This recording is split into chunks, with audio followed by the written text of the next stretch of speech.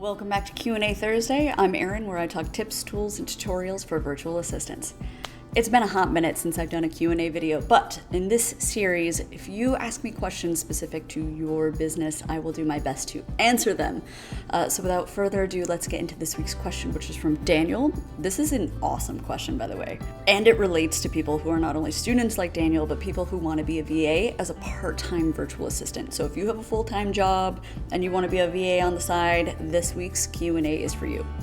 So Daniel asks, I'm a 16-year-old high school student and I've got skills that align well with a role of a virtual assistant. Plus I've got a lot of free time on my hands. I wanted to ask your opinion. What do you think someone like me could do as a VA, especially if I am still in school? So Daniel, I think this is a great question, and I think it relates so closely to people who often ask, can I be a VA part-time? Can I do this in addition to my full-time job? Basically, how do you get VA work done? First thing you want to do when you want to get started is communication. Transparent communication with potential clients is the most crucial part of working as a part-time VA. You have to be transparent with clients about your part-time status, especially your student status. Most clients will appreciate honesty, and if they understand ahead of time that you have either limited availability or limited accessibility, meaning they know that at 10 a.m. they can't contact you because you're either in school or you're working your full-time job. As long as they know that ahead of time, it's usually okay. But that communication has to take place before this person hires you. Relatedly, I just mentioned this, you want to look for asynchronous work. Now, most clients are a-okay with work being done whenever you can, as long as you're meeting their deadlines. But it might be helpful to look for clients and tasks that you don't need to do during working hours. I'll give you an example. I have a handful of clients that need me to be online during their working hours. It's because they're scheduling last minute meetings, they're moving meetings with calls, they're in sales, so a lot of things change pretty frequently, and it's up to me to be online during their business hours to make sure that I'm moving their schedule around in the moment. So they're not okay with async work. However, the rest of my clients are absolutely okay with async work. They don't care when I get their work done so long as I get it done. These are people who are creatives. It could be videos, it could be graphics, it could be social media. I even have a couple clients in corporate who I do a lot of travel booking for. They don't care if I book their flights at midnight. They just need to know that I'm booking a flight before their departure date. So async work like that is okay. But again, it comes with communication and just you being upfront with telling clients you need async work. Time management is something that you absolutely need to practice as a part-time VA. If you are bad at managing time, if you are bad at meeting your own deadlines, if you are bad at being a self-starter or self-motivator, like for example, let's say you had a long, hard day at school, or a long, hard day at work, you come home, it's a Tuesday night, you're totally fried.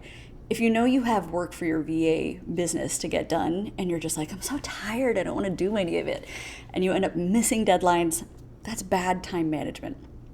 You really need to make sure that you're coming up with a schedule that allocates specific time for your schoolwork, your work, and VA work. And then you have to stick to it as closely as possible.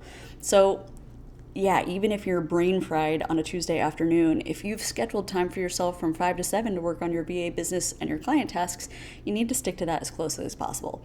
It is a slippery slope, my friend. The second you start delaying things or putting things off for your VA business, the more likely you are to eventually fall into this cycle where you're like, I'll do it at the last minute, I'll deal with it later. We don't want that to happen. So coming up with a time management system that works for both of your priorities is going to be key. Next tip, I want you to start small. I want you to start small by either taking on manageable tasks that you can do or 1-2 clients maximum. Because I don't want you to jump into this VA business while you are a full-time student or working a full-time job, and I don't want you to feel overwhelmed. So start with a 1 client, and as you gain the experience, as you gain confidence, as you understand better about what schedule works for you, when you have energy in the evening, if you're working weekends. Once you figure out all that flow and figure out something that's working for you, then you can take on more clients. But what you don't want to do is jump into part-time work as a VA, take on 10 clients at once, and realize that you don't actually have the time, the mental capacity, the space, or the interest in taking on that many clients in addition to your other full-time priorities. Relatedly, I want you to set realistic goals for your VA business. And I want you to understand that there are limitations with growing a VA business on the side. Don't overcommit. Don't risk neglecting your homework. Don't risk neglecting your clients. You really have to set realistic goals for how much you can get done in a day.